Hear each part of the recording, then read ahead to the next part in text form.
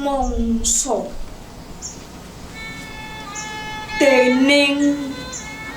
Triman Laksana cahya ilang ngeblas mlayu mengulon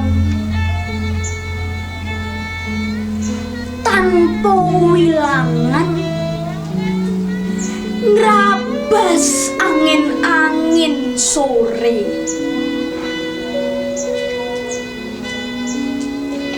dadi petungan tan bisa digawe enteng saya suwe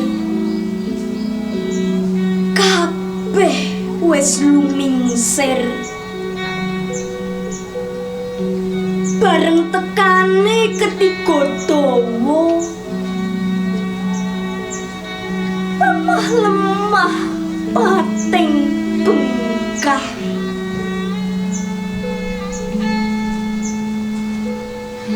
arep sambat sapa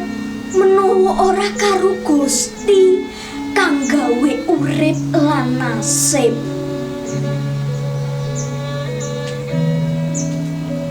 mung donga-donga tansah tumangjem ing ati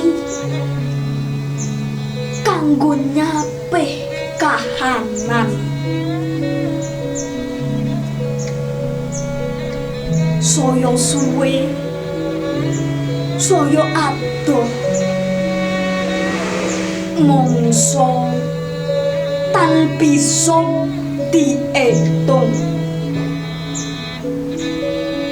Magelang 1993